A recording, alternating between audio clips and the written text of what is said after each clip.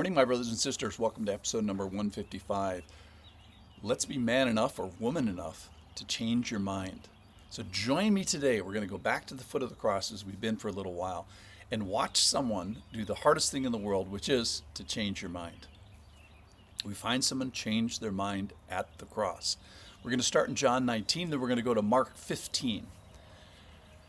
This is verse 31, John 19:31. Since it was the day of preparation, and so that the bodies would not remain on the cross on the Sabbath, for the Sabbath was a high day, the Jews asked Pilate that their legs might be broken and that they might be taken away. So the soldiers came and broke the legs of the first and of the other who had been crucified with him. But when they came to Jesus and saw that he was already dead, they did not break his legs. But one of the soldiers pierced his side with a spear, and at once there came out blood and water.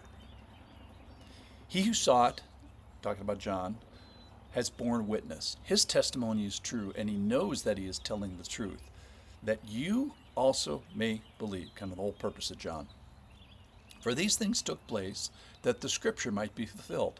Not one of his bones will be broken. And again, another scripture says, they will look on him who they have pierced. And we're going to look at the guy who was looking at Jesus in a second here. So just imagine the Jews here and being so concerned ceremonially that they don't want to sully their high holy day. And when you're in the light, in the shadow, when your people have just committed the greatest injustice that the world has ever seen. So talk about missing the forest for the trees. Perhaps they still felt as they had done nothing wrong, that this was justified, even a righteous act. They went to the cross and didn't change their minds. But listen here, and we're going to hear of one who is going to change his mind in a second. So we're going to see prophecy fulfillment in this scripture. We saw it already. They divided my garments.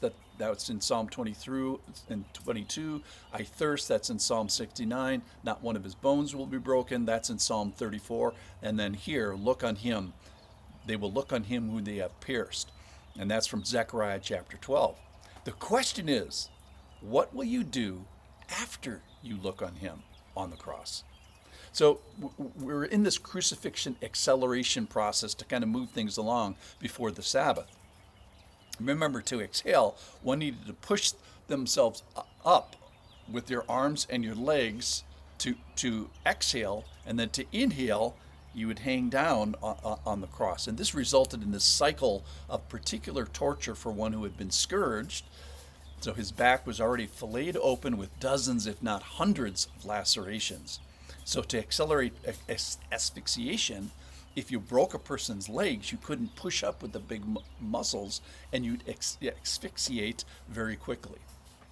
And crucified bodies have actually been found since 1968, again confirming the archaeological accuracy of Scripture.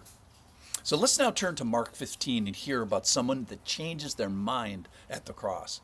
So we've already looked at the good thief. He changes his mind at the cross. Actually, remember, he wasn't a good thief. He started out as a bad thief, righteously punished, an insurrectionist who changes his mind next to Jesus. And now we're going to hear of another.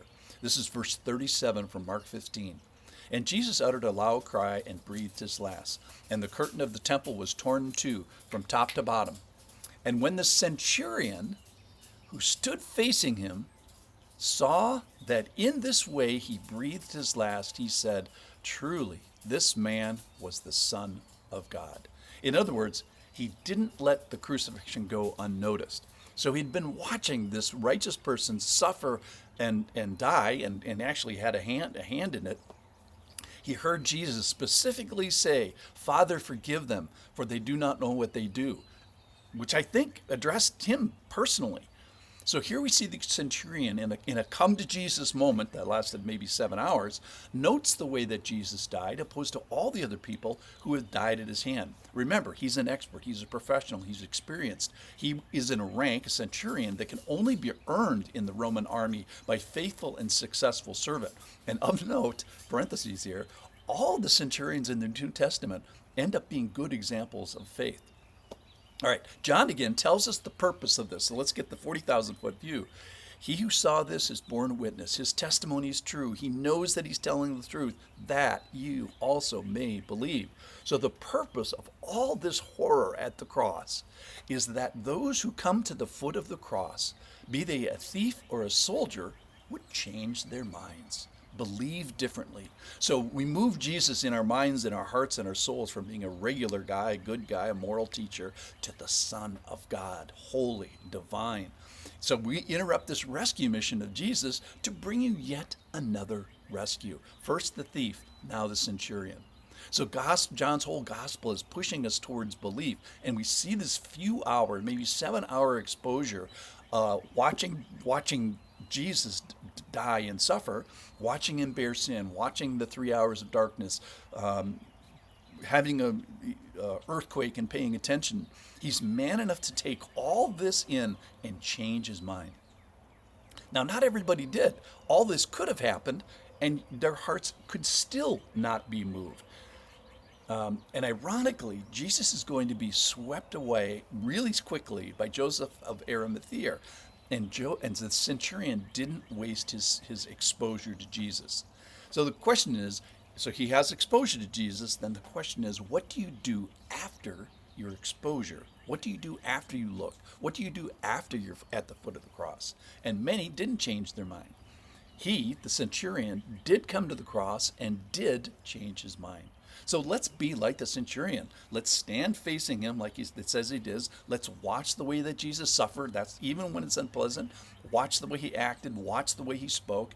Why watch? Why study? Why do this all to Jesus on the cross? So that we have an opportunity to believe like the centurion. The purpose of seeing is to believe. So let's be woman enough to change your mind. Come to the cross first, look intently, and change your mind. Let us not let this crucifixion go unnoticed. And then let's ask the big question, what do you do after you look? He did come to the cross. He did change his mind. So we watch today someone who changes his mind at the cross. Let's be man enough to change our mind when we come to the cross. Thanks for listening.